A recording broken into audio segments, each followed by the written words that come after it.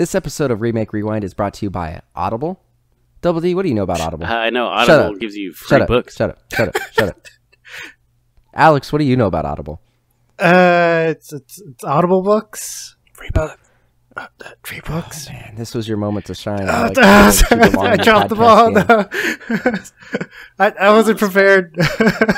I knew you weren't, but I was trying to give you the keys to the car a little bit, and you didn't do it. You stalled it. You flooded the engine. Damn it. Anyway, Audible is a audiobook streaming service. It's pretty awesome. I'm almost done with it. I've been listening to it for almost a year at this point, but I've got an hour left, and it's pretty phenomenal. It makes my commute time in Los Angeles traffic much, much more bearable, and it's pretty great. And we are offering a 30-day trial and a free book through audibletrial.com/MDXpods. If you use that link, you'll get 30 days and a free book. They've got over 180,000 to choose from. And I got to tell you, I recently watched the movie It again, and I've been reading the book, and the book is so much better and so much gnarlier. Isn't it always, though? Oh, dude, it's disturbing. What? Like, if you thought the movie is disturbing, the book makes the movie look like a PG Disney movie. I actually knew It, though. What? You're wrong. So anyway, check that out. If you want to support the show, you can get a free book. You can cancel anytime, and you can keep the book. So help us out, help the show, and just take money from Amazon. Free. Amazon's a huge company. Take something from Amazon for free. And on with the show. Thank you for listening to Remake Rewind, the podcast where we decide if remakes or reboots should have happened. I'm Mike, as always. With me, I've got my co-host, Double D, a.k.a. Double D. What up, Mike? Thanks for introducing me as Double D. My name's David. I have a last name, and it starts with a D. That's why they call me Double D. With us tonight, we have Alex. Hello, Alex. Hello. Hi. All right. That's all right. You fumbled the keys again, Alex. No, just damn these hands. All right. So, what are we going to be talking about tonight, gents? Ocean's 11. Ocean's 11. Of course, we are excited about the new Ocean's 8 movie coming out, and so we decided we're going to go back and watch, the roots of that movie, where that came from. And so we watched the 1960 version starring the Rat Pack and the 2001 remake with George Clooney, Brad Pitt, Matt Damon, and a whole bunch of other people. And yeah, I'm ready to talk about it. What are your guys' relationships with these movies? Like, how familiar are you with these? I barely knew it was a remake. When it first came out, I heard it a few times, like, oh, the movie's coming out again, blah, blah, blah. And I had no idea that the Rat Pack starred in the original. What about you, Alex? Kind of similar. I knew that the original was not that great, so I always put it off because I heard it's just an excuse for Frank Sinatra and the Rat Pack to hang out, and that's what I heard. And I was like, I don't really want to watch that. I did like the 2001 remake, but yeah. Yeah, I'm kind of a similar boat. I knew it wasn't a movie that existed, but I never watched it. I heard it was not so good, but which is crazy is actually earlier today at work, I was talking to somebody about the podcast, and they're like, "Oh, have you done Ocean's 11?" I'm like, "That's funny. I'm recording that tonight." They're like, "I love the original movie. It's so good." And I'm like, "Really? I've always heard it's not so hot." And I mean, I'm not. Maybe he's just a really big fan of the Rat Pack. Yeah, maybe. And he was like, well, young people don't really... This was an older gentleman. He's like, young people don't really understand, movies back in the day were a little bit slower and they have a slow burn. I'm like, I understand a slow burn. Oh, man, talk about slow. And we'll get into the movie. But the newer ones I'm a big fan of. It's been probably... What year is it? 2018? It's probably been close to 10 years since I saw the original one. I only saw the second one once, and I remember seeing the third one in theaters and really liked it. So I actually really like this series, and it has a ton of great actors in it. So I was really excited to go back and rewatch at least the 2001 one. Yeah, it's a lot of fun, for sure. Yeah. So who's going to summarize? this first movie? Why, that would be me. Allow me to synopsize this thing. That's not what I said. Oh. I didn't say synopsize. that might be what I said. I'm sorry. All right. So, a band of soldier friends from the 82nd Airborne regroup 15 years later to rob millions of dollars from 5 Las Vegas casinos. When one of the 11's future stepfather learns who pulled the job off, the crew must find a way to smuggle the loot out of town before their payoff is cut in half. And that's from FMJ Joker. Yeah. All right. Speaking of the Joker, you guys realize the 1960s Batman Joker was in this movie, right? Cesar Romero? Cesar Romero was in this movie. He played Duke Santos. He was the guy who was going to be the stepfather who tried to... And he had the mustache. Yep. Yep. Good old Duke Santos. So this movie had a weird opening where it was literally it was like a minute-long intro of just the numbers counting up from 1 to 11 in weird lights. And the actor's name. That's actually what I wrote down. It's we don't get title credits anymore in intros and new movies. Sometimes you do, but it's pretty rare. Like the Sam Raimi Spider-Man movies you did. Yeah. But yeah, you're right. Most of our credits are, in the back, and we have obviously so many movies have post-credit scenes. Nowadays, pretty much all the movies have the opening credits over the scenes actually happening instead of this 2-minute thing, which I'm actually for. Yeah, I'm all for that. It took way too long to get into this movie, and that's including half the movie. Right. Well, the thing that I thought was really funny is as soon as it opened up, I watched this movie 4 or 5 days ago, so I can't remember. I've purged a lot of it already, but it opens up and it says something like, "This movie, takes place in a time where people only thought kind and tolerant and generous thoughts." And I'm like, the 60s? And he walks into a barbershop. Right, and then they walks into the barbershop, which it didn't really make a ton of sense. And this was the guy who's going to be the financial backer of the whole movie is coming through, and he's trying to find Danny Ocean and Foster.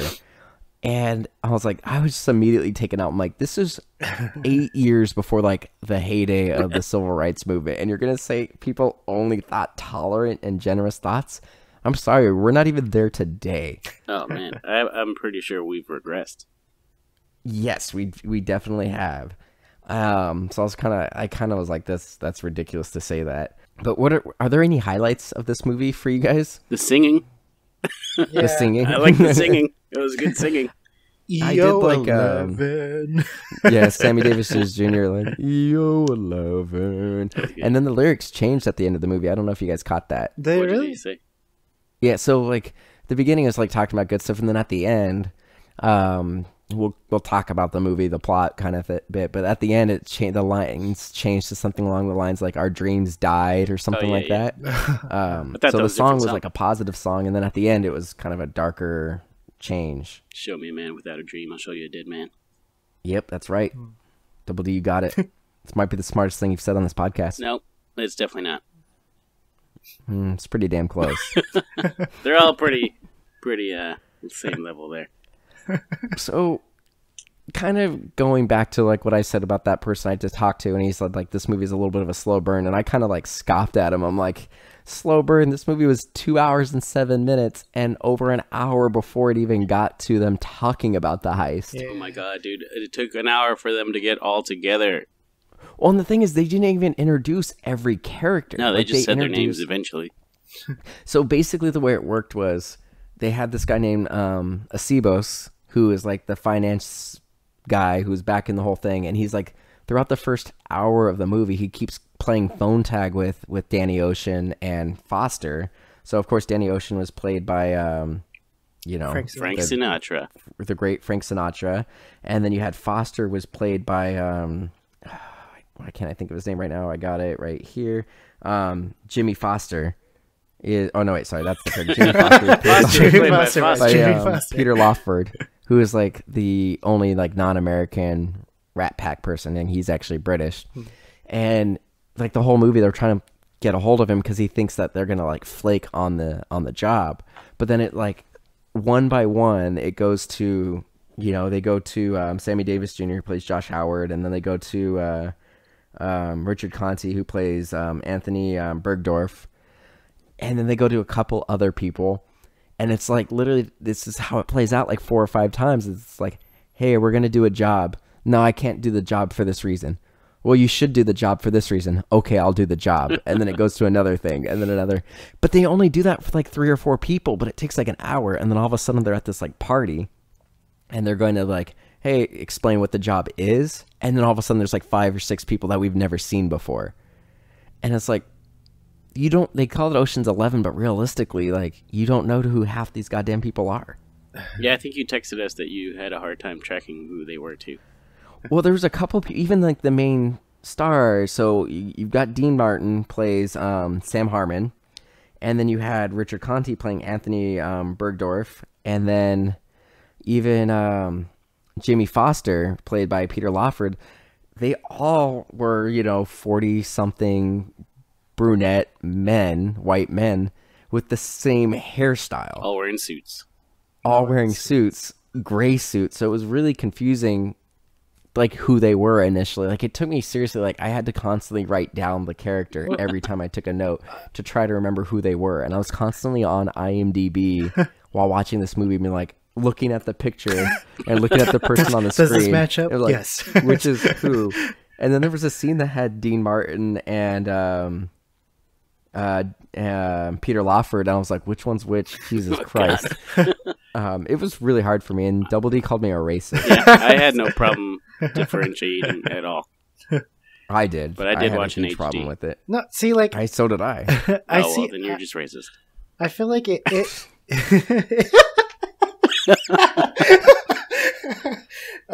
Racism isn't funny, guys. It's funny that you are, Mike. I'm not a racist. I voted for Bernie Sanders. Oh, I wonder why. I wonder. So I was gonna say, I feel like it relies more on like star recognition, like for like, oh, this is the Rat Pack, and we'll just like, you already know who these guys are. They're very like popular, but it doesn't really do much in like character introduction. Like, I don't really know much about these guys. Like, we spend like a day with them, and I'm like, okay, I know that. I think it's Jimmy that's like trying to get money from his mom, and he's like a rich boy and stuff like that. But then like it's like a day in the life of these guys, really, to be honest. Right. Well, and the other thing that was weird about this movie is I did like the interactions with like Danny Ocean on the phone, like making fun of his people. So at one point he puts on a British accent. He actually did a pretty good job with that. He pretends to be Foster, and he's like, I don't know where Danny is. And then there's another time where he pretends to be a police officer at the morgue, and he says he has 2 bodies, and he describes them. And, like, he's messing with, like, I did like that stuff. But other than that, like, this movie had like no real plot development. It was just like introduce all the characters. They had one scene where they kind of talked about the job, and then all of a sudden they're in Vegas, and then it's like 3 songs. So it's like Dean Martin sings, and then Sammy Davis Jr. sings, and then they all go bowling, and then there's like a couple scenes with like Danny has a mistress and a wife, but none of that stuff really ties into the movie. Like, it doesn't do anything for the plot. Yeah, I mean, it sort of does to almost catch them towards the end with the mistress. But not really. No. All the mistress. So there's a point where like he runs into his mistress, and he's like, look, man, you knew what this was. And she's like, no, I loved you. And he goes, I never made any promises to you. Like, I walked up to you in a bar. And you, he was kind of of like a dick. Yeah, totally. Like the whole movie, though. Well, like, I thought they were like setting up where like, I forgot the guy that was hitting on Frank Sinatra's girl, or like he was like, oh, you're still with Danny and stuff like that. I thought there was gonna like be like some kind of a payoff to that, but it's just exactly. Call me mother. And then you had his mistress runs into him again in Vegas, and he's like, and she's like, I'm gonna tell your wife, and I'm gonna ruin this for you. He's like, all right, fine. Like, I'll give you a key. Like, he was like, I'm just gonna have to like bang her. So he gives her a key to his room, and then she calls the wife and was like, look, your husband just gave me a key to his room. Like, you should come and like talk to him. And she's like, the only reason he's doing it is because you're like extorting him. Like, I trust him. I know what he's doing. Makes me like, love him more. What? Yeah. Yeah, it makes me love him more. And I'm like, what are you fucking talking about? It makes no goddamn sense. Like, And then that like IR paint that they used, like what? Yeah, what was the point of that? It's so they could see in the dark. Yeah. Well, they could see the footprints in the dark, like and the doorknobs, and the like which doors they were going right. to. But it's like that didn't really get utilized very much. Well, it's the 60s. And then they it's a weird movie. and they were like super obvious. Like they all hung out and went bowling. Yeah, well, because they had a day and a half to kill. Right, and it's like what the hell? that's such an obvious way to get caught. And then you had like the only real thing that kind of paid off was when Foster told his mom, like, "Oh, I'm going to be skiing in Squaw Valley this weekend in Squaw Valley," and then people saw him, and then that basically is what made Santos figure out the whole scheme. 82nd Airborne, right? Yeah. But other than that, like, also, what did Danny Ocean do? What did he contribute to this whole scheme? He organized everyone. No, he didn't. I mean, that was the whole point. Acebos was like, "This is my plan. I don't get any credit for it, but I'm always the one who comes up with the ideas." I think he was more of like the overseer. Like you see him, like he's just like looking and making sure things going right. Kind of, but realistically, it was like they had to get Tony to, mastermind the power going out. Yeah. And then all the other guys, it just happened to be the only reason this worked is a bunch of former 82nd Airborne former 82nd, God, I can't even talk right now. Former 82nd Airborne, servicemen happened to be dealers at these casinos. And so it's like they're the ones who did the work. And then you had Josh Howard, played by Sammy Davis Jr., who was the person with the trucks making everything happen. Yeah, demo so it's expert. Like, right. So it was like a bunch of the, like, what did Foster do? Like, I don't understand why he needed to get money from his mom, because the whole point was Acebos was paying for it. What did Jackson do? Which one was Jackson? The guy with the drawl.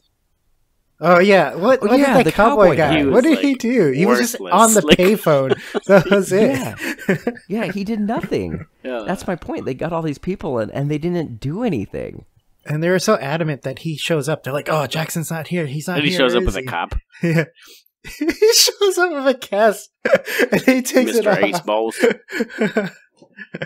So, and then the whole actual heist aspect, like, there wasn't anything to it. Like, it was super easy. There was never a point where you thought it wasn't going to happen. No, not at all. Like, they make a big point. Like, they don't even explain the plan at that meeting. So I thought what was going to happen is they're like, "Oh, we're going to go to Vegas in a day and a half." So this whole thing was like they were coming up with the plan. They're not even going to have a practice dry run or anything. And I'm thinking, like, we covered the Italian Job. And, there's a whole point where they're like, "Oh, we're going to try to do the dry run." And then things didn't work out. So they had to change it. And then they got caught. So they had to change it again. So I'm thinking, like, there's going to be some sort of obstacle that's going to force them to do it. Or they're going to do a dry run. And that's where we're going to learn what the actual plan is. And none of that happens. They're just like, "Oh, this is the plan and it's going to work and we'll do it in 2 days." Yeah, there was a bunch of like weird little hitches that didn't matter at all, too. It didn't matter at all. Like and that girl on the hood that he kissed. Right. Yeah. Like it was like it built tension, but it didn't. But they didn't even have to get involved. Like that didn't matter. Well, he could have walked in. They wouldn't have known who he was. And she would have, cared. Also, why did they honk? Like, if anything, it made it worse. Like it made it more likely that she would notice him. Hey, maintenance guy, honk honk. Honk honk. What the hell was that? So, no, he just went into the bushes. That's fine. So the big thing that made this movie, like the dramatic tension in the movie, is Tony. He initially says no. Like he got pinched and he was in prison for like a year. And then he gets out and he's like, "No, I need to make it straight and I need to get money for my son so he can go to school." And then he finds out he has cancer. And that's what just makes him decide, well, I need to do this job so I can get enough money to, make my wife. Did his cancer make him have a heart attack? That's what I don't understand, bro. I have no idea. I don't know. So he does the job and like the power goes out and it goes off without a hitch. Like everyone gets the money, they walk out, and then he just is walking across the street and he says, "Ain't that a kick in the head?" He goes, "Never the luck. Never the luck." And then he collapses dead. And then what's weird is, for some reason, like this makes no sense. Like the sheriff was just like, oh, this guy died. I wonder if this has anything to do with the robbery. And it's like, why would this have anything to do with the robbery? I don't know, man. Like, why would that be your first thought? I thought he got shot or something. No, like that, could have been. I thought he was faking it. Like, oh, he's just like, he's part of the plan. And then he's like, oh, no. He just had a heart attack and died. Even I thought that was something, but he just died. And then, like, it goes to a couple, like, the sheriff is like, that Bergdorf died. I wonder if he has anything to do with it. And it's like, but why would you think that? Like, realistically, the power just went out in the 60s during, everything. Like, maybe this guy panicked and had a heart attack. That would make a lot of sense. Like, there's no reason for the police to think he had anything to do with it. And the only reason that comes to a head is the casinos hire Duke Santos, who's a former gangster, to, like, see if he knows anything about it. And then he happens to talk to the sheriff, and the sheriff goes, yeah, this guy from the 82nd Airborne was here and he had a heart attack and died. Yeah. And he's like, oh, I figured it out. But if the sheriff didn't mention it, the whole thing would have got off scot-free. Yeah. Yep. See, like, I was more upset that they kind of set up that Danny was a little bit upset about the Tony dying, and then they never, like, brought it up again. But then Foster is like, it doesn't matter. Yeah. People die all the time. His body. Yeah, then they used him. But then this is the thing that doesn't make sense. So yeah, they're worried they're going to get caught, which I don't understand. Like, the trucks were already out, right? Like, Josh Howard, played by Sammy Davis Jr., had the money in the garbage trucks. The garbage trucks went right through the barricade. Yeah, the dumpster. Yeah. They were out scot-free, but for some reason they put the. I think airmail it. They just they were just lazy and they just wanted to fly it to San Francisco. It was already out. Yeah. It was already out of the city. But also, why would she have a service in Vegas where none of her family is? Well, no, the reason is that they explain that. Like, I have no get problem that. with But that. I had a total if I died in Vegas and IME had a service in Vegas where none of my family is, like, what the hell? Well, no, this is what they say. They say because there's a bunch of Legionnaires. So, yeah, I get that. Yeah, so he says, "Look, you can't afford to have the body shipped. Why don't we do it here?" And originally she wanted it buried, and so that's why she changed her mind and had him cremated so she can bring the ashes back to San Francisco and have a service up there too. Well, I also feel like they established that they don't have that close of a relationship because she didn't visit him in prison. She's now visiting him after he died. So, like, it kind of makes sense. Like, I'm like... Oh. Well, no, the reason is they had the son, and they didn't want the son to know that he was in prison, so they lied and said he was overseas. The son? In Japan. So she couldn't go visit him, because then the son would know he was in prison. That's why there's babysitters, Mike. Whoa, don't you come at me all hot. So, the thing that doesn't make sense is, how did they get all that money into the casket? It's only 5 bags. Right, but the problem is, I have a couple problems with what happened. So one, they bring the money back into Vegas, which increases the likelihood of them getting caught, puts it in there, and then they decide to cremate the body. You don't put the casket in the cremation thing, they just put the body in there. So that doesn't make sense. So the money ultimately gets burned, and it's just like the original Italian Job. They ended up not getting the money because the bus went over the cliff. Yeah. So in this movie, like, they end up not getting the money. The only person who gets money is the wife, because they left $10,000 aside for the wife. That's fucked up. They were because Tony died, they were only going to give him his family $10,000 when the portion was $6 million each or something like that. Is that what it was? I don't know. It was millions of dollars that they stole. That's all I know. Oh, but it was $1 million apiece. Apiece. That much because there was only 5 bags. It was going to be $1 million apiece. Is what it ultimately was going to be.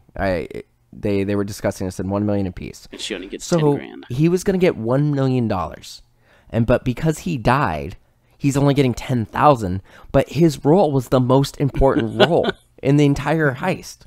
If his part didn't work, they get nothing. Nothing at all. And they were only going to give his family $10,000. Well, power does go up, but none of the vaults open. Right, and so they were going to fuck him over. Well, he's dead.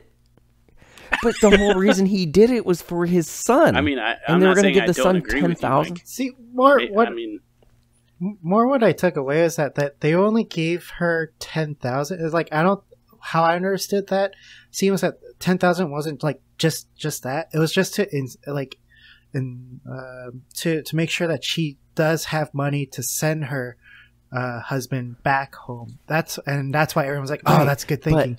What they could have done is actually contact her. Like, there's 10 other people, and like he could have been like, one of them could have been like, hey, I was in town and I heard about this and I want to pay my respects, and then talk to her. But they didn't do anything. Like, that's such a huge risk, putting, $11 million in a casket and hoping. What if the guy at the morgue just happened to like, oh, I need to like put some makeup on this guy for the open casket, and then sees $11 million in there? He needs more embalming fluid. Oh, what the hell is this? Right. Why would you put $11 million in a box that you can't see? For free shipping. You have $11 million. Don't do that. Oh, man. That's confusing. When they were like setting up for the heist, there was one scene where Danny Ocean like threw a chip on the ground in front of a. Oh yeah, the security. Like, what was the point of that? So the point of that was the guard would bend down and get the. So what happened is the guard bent down to pick up the chip, and then somebody went into the door that the guard was guarding. Yeah, but it took forever. Also, he went into like the diner, which was where he was standing, right? And then he went into the back room behind the diner. But he did all of this after he picked up the chip. Right. Which made no sense. Yeah, that didn't make sense. So I have this running joke that I do with Katrina. Anytime a movie that takes place in the past and they talk about money, I always go, Katrina, that's like $1 million today.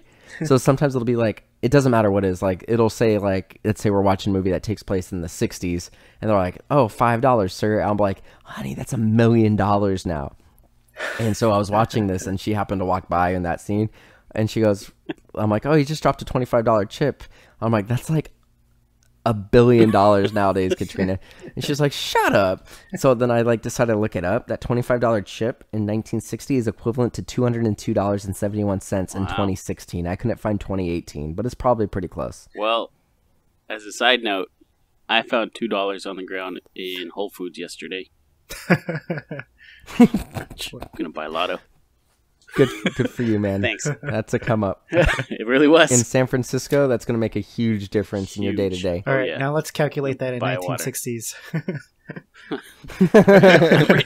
I'm rich. Now to find a time machine. Anything else you get? So the way we're talking about, we're laughing about it, and it's like we're acting like this is an entertaining movie, but it's not. Oh, no, God, no. I struggled. I mean, I didn't enjoy it. Did you guys enjoy the movie? No, I wouldn't say I enjoyed it. There were parts that I understood. I'd go as far as that. So were there parts you didn't understand? Oh, yeah. Just the stuff we talked about? Yep, totally. Yeah, you guys said, the movie's just so slow, and it spends over an hour just introducing the character, and then it does the heist and the whole reveal. Right? And it didn't even introduce everyone. You're right. Yeah. I really feel like this movie was like a wish fulfillment for like, if you wish you're like the Rat Pack and you want to know what it's like to be in their shoes, this is the movie. Like, you see how they like are around women, and it's the day in the life of like Frank Sinatra and his friends. They're bowling and stuff. It's just, I don't think it translates well throughout time. To say. It's just a metaphor for the Rat Pack life, is what you're saying. Right. And so push comes to shove. Like, I understand that older movies are a little bit of a slower burn, and like there are movies nowadays that are like that. So like, I don't know if you guys saw the new Blade Runner. Yeah.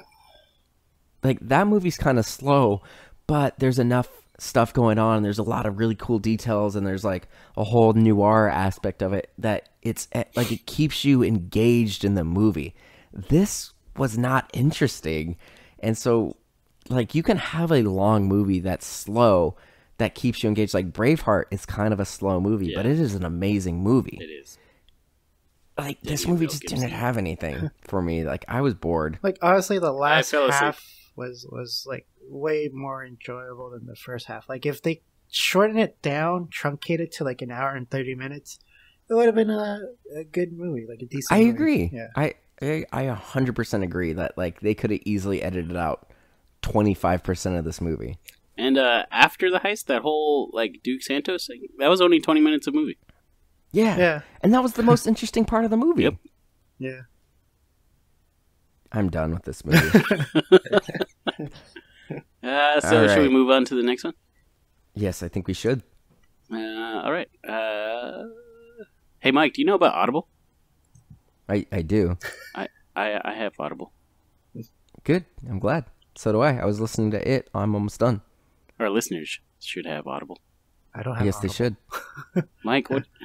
Can you talk to Alex? Alex, do you want something for free? Yes. All right. So I'm going to give you this URL. You're going to go to it's audibletrial.com/MDXpods. You're going to plug in your Amazon account, and you're going to get a free 30-day trial and a free book that you can keep. I don't know if you got those two important words there, but free and free. Free and free? Yep. Okay. And then you cancel it, you stick it to Amazon, and you get a free book, and you help out the show. So yeah, check it out, help out the show, and get some free stuff. And let's get back to the show. Let's do it. Let's talk about the 2001. 2001 Ocean's 11. I got a plot summary for you, Mike. Let's do it. This one is from film_fan. Danny Ocean wants to score the biggest heist in history. He combines an 11-member team, including Frank Catton, Rusty Ryan, and Linus Caldwell. Their target, the Bellagio, the Mirage, and the MGM Grand. All casinos owned by Terry Benedict. It's not going to be easy as they plan to get in secretly and out with $150 million. Damn. That left out a bunch of stuff, but I mean, it's short, concise, gets the most of the movie. I'm fine with it. Gets the people going. Gets the people going. I mean, I gotta say, just from a pace, so this movie is like an hour and 57 minutes. So it's just under 2 hours. Yep. The other one was 2 hours and 7 minutes. This movie's pacing is incredible. Way, way better.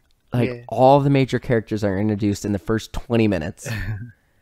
And this was like a good heist movie. Like, you got like the plan, and then it had the things that go wrong where they have to, pivot and change.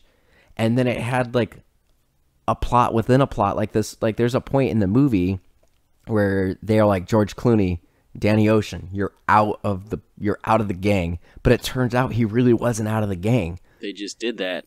Did that to full Linus, so that way he'd have to like step up, and then it had a huge twist ending and everything, which I thought was great. Yeah, this movie is what a heist movie should be. Like, I'm just gonna say right off the bat. I would also like to say the music in this movie went so well with the movie. I agree, and like this movie had a ton of cameos in it as well, but it was funny. It was kind of making fun of, like, I feel like the original of having cameos and just having people in it for the sake of being in it. Yeah. Like the beginning of the movie, after, so it starts with Danny Ocean getting a parole, and he's like, look, I had a really rough time. My wife left me, and it was self-destructive. And they're like, yeah, but you had a bunch of other things. He goes, yeah, but I was never charged for those. You can't hold that against me, kind of thing.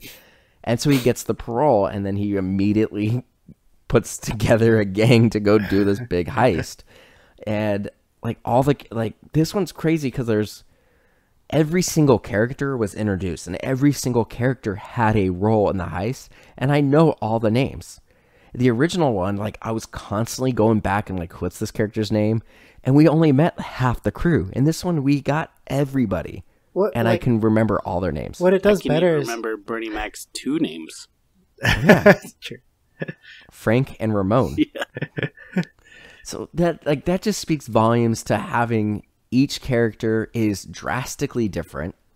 Each character had their part to play, and each character, like some of the characters, like so Casey Affleck and Scott Caan, they play the Mallory brothers.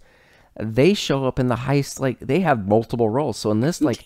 Everybody had multiple jobs to do, which, like, I thought was great. Are you guys going to say anything? Sorry, I was coughing. Yes. I was drinking.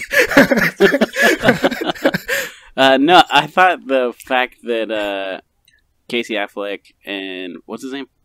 Scott Conn. Yeah, that they had multiple roles in the same casino was hilarious. I thought that was so good. Well, they had disguises. Like sometimes they would have like facial hair on and stuff like that, and they would change this. But that was the point. It was like confidence, man. They're confidence men. That was so good. Do it. So funny. Oh man. And then Saul had a great role. Saul's transformation was really good. Where he you see him, it was so like, great. He's like Carl Reiner's character. Yeah. Oh man, that was so good. Like everybody in this movie was great. The only thing that was a little weird is I don't know if you guys noticed this, but one of the main people, one of the main characters was not credited in this movie. Did you catch who it was? No. You dumb bitches. I didn't watch the credits. So Don Cheadle is not credited in this movie. Why? So we had the worst accent. Even though he has a major role, he wanted to be top billed. So not top billed, above the line billing. So what that means is when you look at like the poster, there's people who are above the title, like at the top of the poster. So it would be like George Clooney, Brad Pitt, whatever. Right? Yeah. And then on the bottom, so it has like the big poster, and then there's all the stuff in the bottom, like producer and everything in tiny font. Those are like the below the title building. So those are the people who are kind of like second build, not the leads. So he really wanted to be top billed, and they didn't top bill him. So he was like, well, then I don't want to be credited. So in the second and third movie, he was top billed, or above the line or above the title. You know, there's a couple different things for it. But yeah, he wasn't credited in this movie. That's pretty strange for War Machine. Yep. Pretty strange for War Machine. He was the second War Machine. I really didn't like his accent too. It was really distracting, to be honest. I thought it was fine. I think it made. I thought it was good comedy. Like, what was the point? He could have just done his regular Don Cheadle self, and I think fine. What it is a couple of things, because they're confidence men and they're and everything like that. You know, the con men. They're pulling all these jobs and everything like that. It's entirely possible that that's not actually his voice. You don't know a ton about his background. Like, he could be American guy just doing a Cockney accent just to throw people off. And like, I kind of liked that. That layer. I was a big fan of the movie Snatch, and a lot of the comedy was based on the accents. And yeah, that was great. That's a great movie. Guy Ritchie's one of my favorite directors. So good. Snatch is great. I love the Lock, Sherlock Stock, Holmes and Two movies. Smoking Barrels. That's a great movie. He's doing the live action Aladdin movie that comes out next year. Really? I don't know if you guys knew that, but I'm really excited about that. I think he's a phenomenal director. I love his visual style, so I'm looking forward to it. Sorry, that's a tangent. Yep. But I liked almost every character in this movie. Like the brothers, like when we get introduced to them, they're at like a drag race strip and they're racing a monster truck and a mini RC version of it, and the RC version's gonna win. And then the brother just Scott Conn's character just yeah, it was really cool, and like he's all laughing and everything like that. Basher, played by Don Cheadle, we already talked about him. He was delightful and funny, and then you had Brad Pitt playing Rusty, like the second-hand man and kind of guy. He's eating in every scene, and that was just a character choice that he decided. Like, that wasn't in the script. He's just always eating. Yeah, and then the Yen as the Chinese gymnast. Yep, he was hilarious. Like he was really good, and they were all betting on every time he was going to do something. They break his arm, and he only has like 2 lines, and one of them was like, "Where the fuck you been?" Yeah, that was great when they get into the that ball. Guy only has 3 acting credits. Huh. Do you know what they are? You want to guess? All 3 Oceans. Ocean's 11, Ocean 12, Ocean 13. Wow. But yeah, like overall, like, what are some highlights for you guys? Like, what are your favorite parts of this movie? I really like all of the planning, and then the execution. How they just added on to all of that planning. There was just so much they didn't mention that was played out so nicely. It was beautiful. And that's what I thought was going to happen in the original one. Like, every good heist movie has like things that they leave out so that way they can surprise you at the end of the movie. And the original one didn't have that. They're just like, this is the plan, and the plan went off without a hitch. In this, they realized, like, what I really liked about this is they had a plan, and they went to go do it, and they were demolishing another building, and when they demolished another building, they realized that there's a place that has a structural integrity issue, and that's what Don Cheadle was going to do to, like, break in. And then they like, yep, they figured that out, so now we can't do that. So they had to completely change it to an EMP, which basically made it like the plan from the original movie is they had to cut the power. So like, I like that there was a nod to the original without just saying like, oh, this is the plan. Like they had to basically backpedal to the original movie's plan. Yeah. And then it had all the layers with like he was getting revenge because he wants his wife back, and he like tricks Andy Garcia's character Benedict into basically pissing off Tess, played by Julia Roberts. So like there was just all these layers that were really good. And you know, anything else you guys want to talk about? Because I'm gonna blow your minds in a minute. I thought it was really funny when Basher was like cleaning his gear and he was watching the demolition on TV as it happened behind him. Yeah, that was great.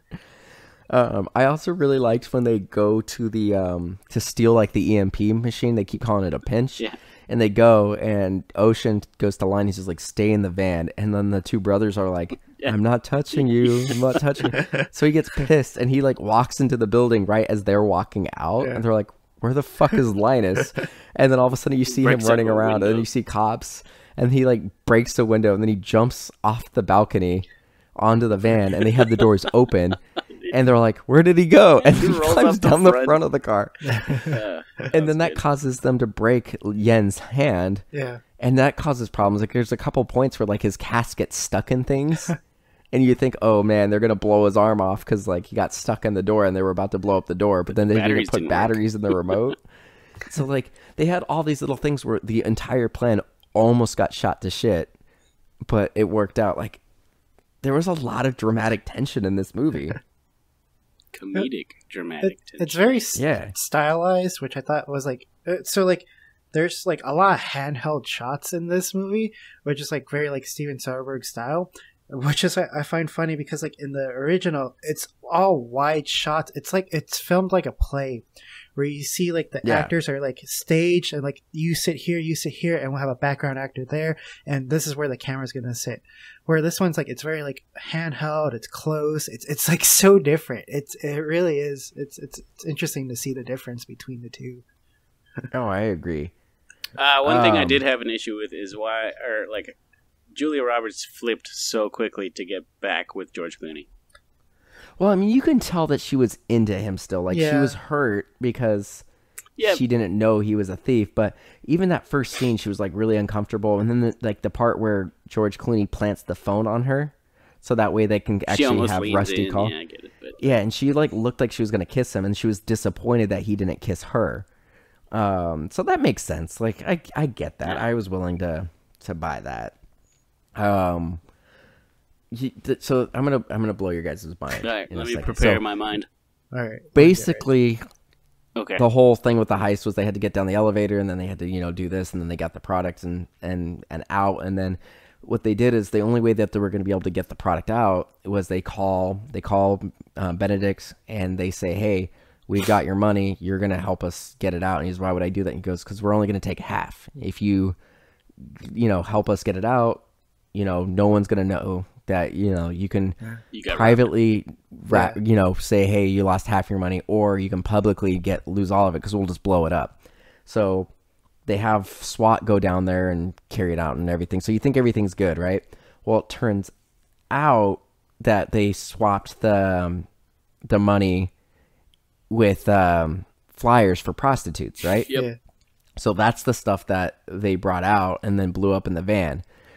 How did they get the flyers down there? I was actually thinking that when I watched that. I was like, wait, where did that come in? It doesn't work. So the whole the whole twist is they let them get out with what they think is half the money in these vans, and then he sends his goons and the cops to go get the money, and then they blow it up, and then it's just flyers.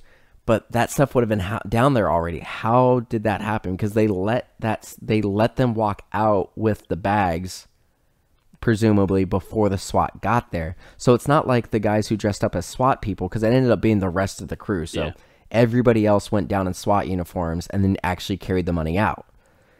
How the hell did they get the flyers down there? Maybe it's like lined in with like the I forgot the Chinese guy's name. Maybe like he had them lined in there. Yeah, Yin. Not that many bags full. There's no way. They didn't fit. They wanted to fit in one of those things. True. And him? No. The whole movie falls apart there. Now, granted, it's a really fun movie. You're supposed to suspend your disbelief, but there's just no way. Even like the writer was like, it's a movie. Maybe he just wanted to make a nod towards Vegas and those weird money card things. Those flyers. Yeah. But yeah, I mean, but overall, like, this movie was really fun. Like, I really, really liked it. I loved the heist. I loved how everything changed and all the misdirects. Even as a viewer, like, we think we know everything that's going on, and we were wrong. We didn't know. Not at all. Matt Damon. It's been a long time since I've watched this movie, and I was completely engrossed. I had a great time watching this movie the other day, and I really want to go and watch the next two. Although I know the second one's not as good, but I remember the third one being really good. I never watched the third one. I guess I have to go watch the third one now.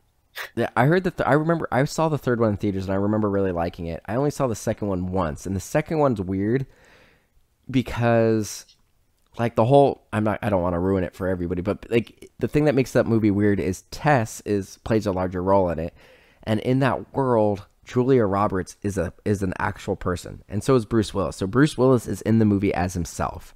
Julia Roberts plays Tess, and there's a scene where she needs to pretend to be Julia Roberts.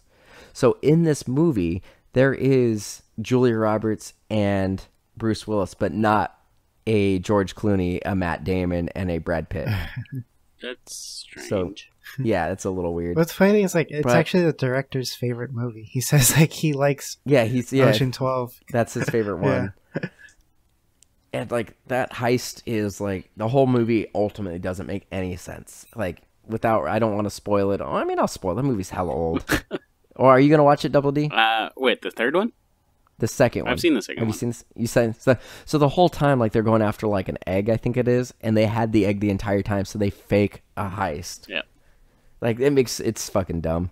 But I'm going to watch the third one again. I only remember from the third one, Matt Damon's character, Linus, gets to actually plan part of it. And so he puts, like, on a prosthetic nose, and everyone's making fun of him. He was like, the nose is going to play. It's going to play. And then, like, he has to seduce a woman, and he's got, like, this giant, ridiculously fake nose. And, like, it ends up working. He's like, the nose plays.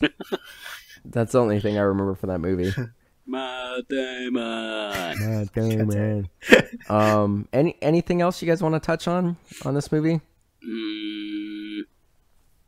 I did like Matt talk Damon. About the cameos. I like Matt Damon's role in this. Oh, I think Matt Damon's great. I like him. It's unfortunate because right now, with, like, Ben Affleck and the Harvey Weinstein thing, like, he just keeps putting his foot in his mouth, and he's looking like an insensitive dumbass. Did you guys watch Downsizing? No, I haven't seen it. It's on my list to watch. It looks really good. I really want to see that. But, like, I rewatch the Bourne movies every year. I love those movies. I loved him in Thor Ragnarok, where he shows up as an actor playing Loki. What was he? He was in Deadpool, too. Also, 2. I don't know if you guys saw that. He was in it too. Like, I didn't realize it was him. But he's a great actor, but he's not an intelligent person in real life. He is in The Martian. Oh, he's great in The Martian. I love him in The Martian too. That's a fantastic movie. That's one of Ridley Scott's best movies. I love that movie. You should Audible that one, Mike. That was a great book. Yeah, I actually really want to do that. I might just go to audibletrial.com/MDXpods and check out The Martian. I actually read the physical book, so I'm not gonna do that. That's actually on my list of things to read. But anyway, we're just rambling now. What's the verdict, gentlemen? I definitely think this was a remake that needed to happen. I think so, too. Maybe it didn't need to happen, but I'm glad it happened. Alex? Yeah, no, for sure. Like, it fixes the pacing issue. It makes the heist more intricate and more complicated and interesting to follow. It's definitely, like, I'm glad it happened. Perfect. What about you, Double D? You didn't say your piece. I said I agree with you, Mike. That's exactly what I said. Good. I didn't hear that. Yeah, I know you were talking. Perfect. No, I just want you to say it again. I want to. Can you just say, Mike? You're right. Michael Acevedo, I agree with you. Thank you. You didn't say it though. I want you to say I'm right. I didn't want to say it. All right, guys. So we're gonna do something a little bit different. For those of you guys who have been listening to the show for a long time, we used to have kind of like a listener segment, and then we kind of stopped doing it. But we kind of want to bring that back. So we're gonna actually announce our next episode with the episodes now. And what we're gonna ask is if you guys want to reach out to us on Twitter or Instagram or via email or Facebook, tell us what you think about the movies, or if you have any questions for us, like, if you guys want us to do a fan casting of a series, or if you have a question like any movies that should be rebooted or not be rebooted, or if you just have questions on reboots that are coming out that have existed, or if there are any movies that you guys want us to cover, let us know on social media. So it's at MDXpods on Twitter, Instagram, Facebook. So that's that. But Alex, why don't you announce our next episode? Oh yeah. So our next movie is going to be District B13 and Brick Mansions, which I'm really excited for. Good old Paul Walker. The late Paul Walker. Yeah. Yeah, I mean, I've got a Paul Walker joke, but I'm going to save it for the next one. Save it, Mike. Write it down. Don't forget it. I'm not going to forget it. Every time I think of Paul Walker, I think of this. So don't even worry. I'm worried. Don't trip. Just a little. Just a potato chip. Oh my god. So, once again, we're covering, what was it? DG13? District B13. District B13. And Brick Mansions. It's a French movie. And Brick Mansions, which is Paul Walker. Oh, awesome. So, yeah, so this will be the second time that we are covering a foreign version of a film and the American remake. So we did that with the Dinner Game and Dinner for Schmucks about a year ago. So, yeah, this is going to be the second time we're covering like two different versions of the film. Yeah. So that's cool. I'm really excited. I like parkour. We'll see if these movies are good. Cool. It's parkour, right? Yeah, is that what they are? It's a lot of parkour. It's a lot. Nice. It's awesome. Parkour? Yeah. Parkour. Nice.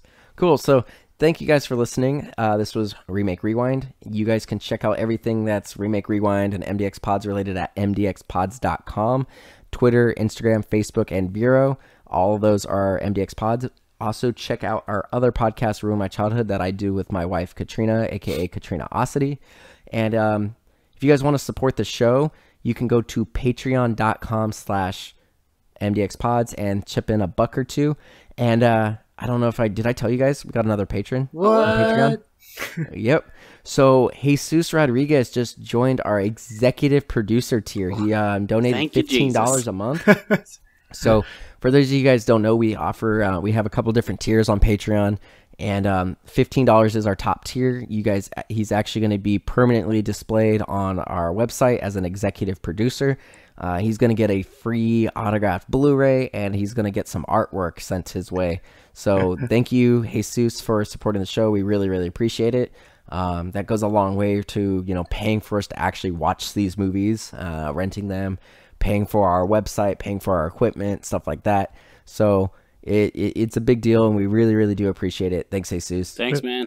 Wait, how are we displaying him? Is it like he's just sprawled out, or no? On our website, if you go to the if you go to the About Me section on MDXpods.com, which reminds me, not David, I have you, David. Which reminds me, Alex, I actually need you to write a short, like 1-sentence bio about yourself, and so we can get you on the website. Yeah. But under the About Me, we have a section with each of us and talks about us. But then there's a producer section, and it has our big patrons on there. So yeah, it's pretty cool.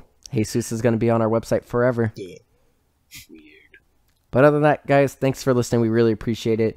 Once again, reach out to us on social media. Tell us what you remember, what you like about these movies. If you have any suggestions or movies you'd like us to do, reach out to us, tell us. Or if you just have questions or you just want to talk to us, just reach out to us on social media. Or if you want to tell me we're friends, like that poll that I asked Mike to put up that he never did. All right, I'll make that poll for you, Double D. So we're friends, right? The other thing we're going to do, I'm going to put this up on... you know what? I'm going to do this on... This poll will be up before the episode. No, I'm not going to do that. That's just not going to work. So what I'm going to do is 3 days after this episode comes out to give people time to listen. So this will be out on Wednesday. Well, I mean, you guys already know. It's already out. So when you guys listen to this. So what I'm going to do is on June 8th, I'm going to put a poll up on Instagram and Twitter. And just let us know if you think Double D is a good friend, or if he's your friend. If you would think of him as a friend. If you saw him on the street, you would say hello to him. And yeah, just let us know. And we're either gonna make Double D feel really good, or we're gonna shatter his existence. Gone. But that's it. We're rambling. Thank you guys for listening. Night, guys. Check out our social medias. Well, Thank you guys bye. for the support. Thank you, Jesus. And just guys, have an amazing June 2018. Yeah. Yay, June. Yay. Bye. All right, bye. Later, dudes. See you.